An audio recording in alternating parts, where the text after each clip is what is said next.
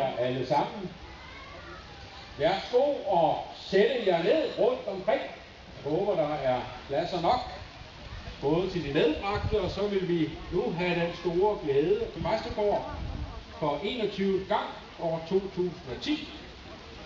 Og skulle allerede nå nu.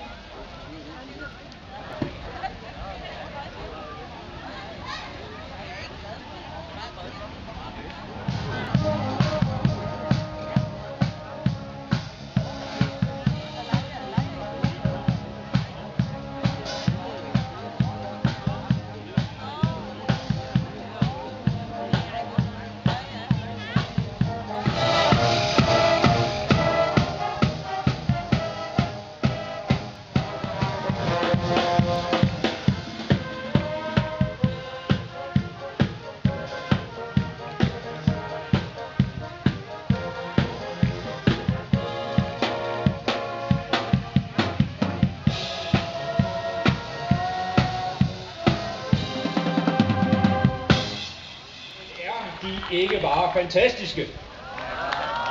Giv dem en ordentlig hånd. Faktisk så er de så fantastiske, at jeg lige har indgået en handel med dem. Fordi de vil faktisk gerne have lov at spille 3 numre mere. Men jeg har jo en grundlovstaler, der står herinde og gerne vil holde en grundlovstale. Så vi har lavet den handel, at hvis skoleorkestret får lov at blive fotograferet sammen med vores grundlovstaler, så får de lov at spille 3 numre lidt senere. Og det har jeg lige fået et OK for herinde. Det er min første grundlovstale nogensinde. Jeg skal da lige love, for jeg er nervøs. Der er både børn, der er politi, og der er ædru folk. Det er jeg simpelthen ikke vant til. Og til de søde musikanter, I skal simpelthen bare slå røven sæde, for der sidder nogen. Altså, det jeg lige nu kan se her i Vive Præstegård, det er 50 bagdele. Det er godt. Sådan, se lige ud og slap lidt af. Bare den her prædiken vil bare en time til. Det er aldrig blevet sagt. Jeg kan ikke mærke min egen ben. Eller mon præsten kan se, hvis jeg lukker øjnene herfra. For mig som stand-upper, så er det jo en stor inspiration at stå et så uberørt, et nærmest jomfrueligt sted. Nogen har spurgt mig, hvorfor har jeg egentlig sagt ja i dag? Og Carsten var også lige inde på det. Det skyldes der flere ting. For det første, så skylder jeg Carsten Bøgh en tjeneste. For år tilbage, der var han så flink at begrave min far i indviet jord efter ønske fra min fars kone. Og det til trods for, at min far ikke var medlem af Folkekirken. Den slags koster. Derfor har det også været svært for mig at tage et honorar i dag. Man kan sige, at de penge, som min far sparede på kirkeskatten, har kostet mig mit honorar i dag. Men sådan går det op og ned her i livet.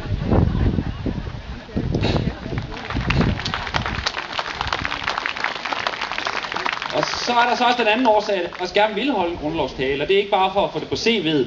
Det er simpelthen fordi, jeg i tidens løb med alderen er kommet til at holde utrolig meget af den grundlov. Den har forhindret utrolig mange pinlige lovforslag igennem tidens løb. Tak for det grundlov, det kommer jeg ind på lidt senere. Vi skal jo ikke lukke alle mennesker ind i det her land. Det synes jeg bestemt ikke. Faktisk synes jeg, vi skal være meget forsigtige med det, fordi Danmark er et lille land. Men de mennesker, vi rent faktisk lukker ind, dem skal vi da behandle præcis som vi selv. Jeg selv lidt til Tivoli i København. Og der ved jeg, at skal man begrænse antal besøgende i Tivoli, så gør man det ved indgangen.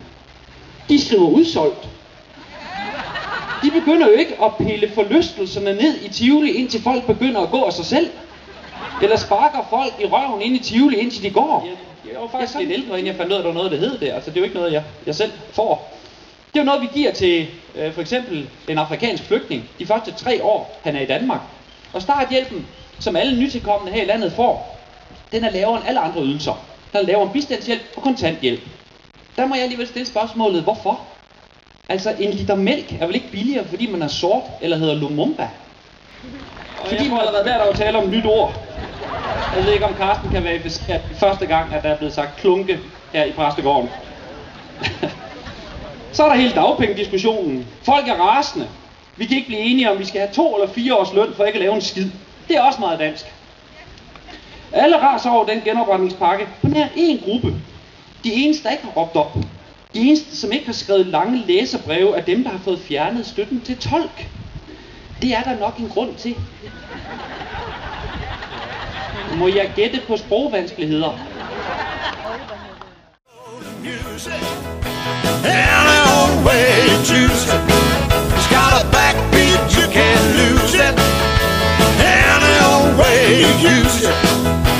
Gotta be rock and roll music if you wanna dance with me. If you wanna dance with me, well, I found my thrill